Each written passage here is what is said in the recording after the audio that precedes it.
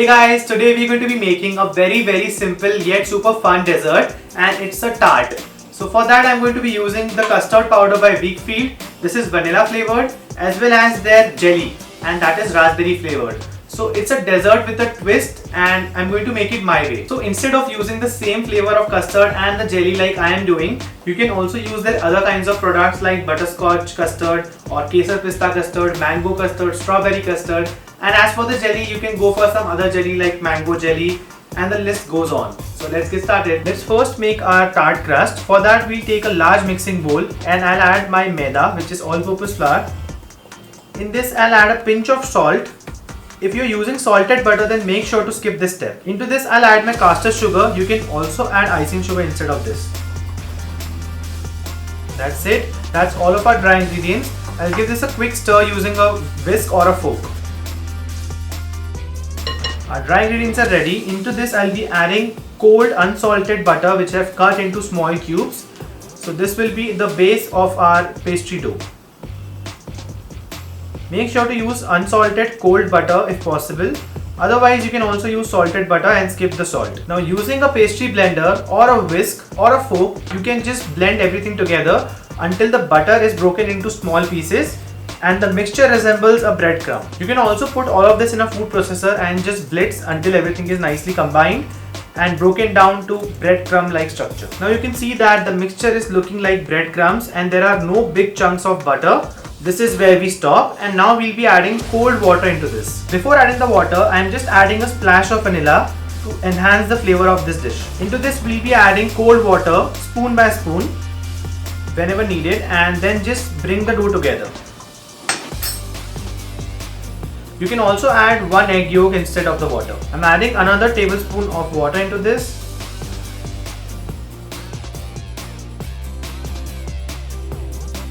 What you're looking for is basically an almost clean bowl and a very tight dough. You don't want it to be very soft like a bread dough. You want it to be quite hard and rough.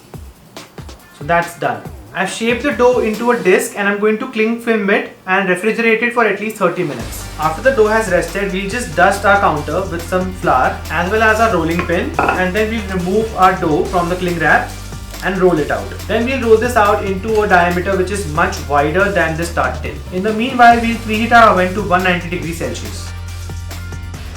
As you can see, I have rolled out the dough much wider than my tart tin, and now I'll be just using my rolling pin and I'll just remove the dough from the counter like this. And that's done. If your tart tin is not non-stick, you can also spray your tart tin with oil or some melted butter. Then we'll just carefully place our dough directly over the tart tin so that it should just hang in from all the other sides like this. We lift the edges of the dough and we'll just place it accordingly so that it does not leave any gaps between the dough and the tart tin. So this looks perfect to me. Now I'll just cut out the excess dough from the side using a knife.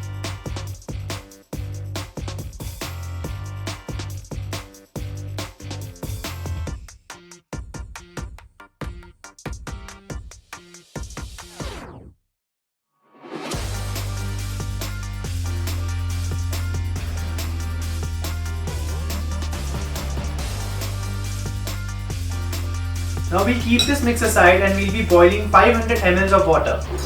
So that's 500 ml of water. I'll be boiling it for around 2 minutes and then we'll let it cool down for 1 minute. My water is completely boiled. I just turn off the flame now and let it cool for 1 minute.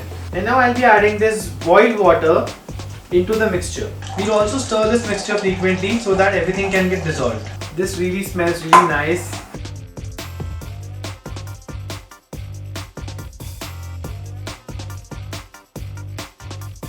So we'll stir this mixture thoroughly so that there are no lumps remaining, and I'll let it cool for around 2 to 3 minutes and then we'll pour this over our custard. Now you really don't want the jelly to set before you pour it over your custard, so I'll recommend you to keep stirring it until it comes to room temperature. Now my jelly has come down to room temperature and I'll be gently adding the jelly to my custard using a spoon because I don't want the custard layer to go bad.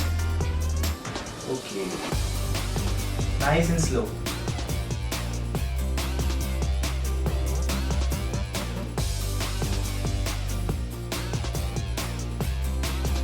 Now doesn't this look really gorgeous? I think it reminds me of a mirror glaze and it's looking beautiful according to me. I'll be keeping it in the refrigerator for a couple of hours and then we'll enjoy this. So our really easy eggless dessert is now ready, and that's how you wake up life's little moments. So for demolding the tart from the tart tin, I'll be inverting a container and I'll be placing the tin directly above it, and it's that easy. Now using a spatula, I'll be gently removing this from the base and placing it on the plate. So guys, you have to be really gentle with this step and carefully remove the base. Just like this. So I usually use eggs in my custard, but I really loved how this rich, creamy and gluten-free custard powder by Weakfield turned out, as well as the jelly powder. Feel free to recreate this recipe in your kitchen. You can do whatever you want. You can make a no-bake tart using like a biscuit base instead of this pastry base. You can also use some other type of custard powder or jelly powder instead of raspberry and vanilla. You can opt for butterscotch or mango or a mix of both. So it's going to be really amazing. Make sure to share your pictures with us and see you in the next video.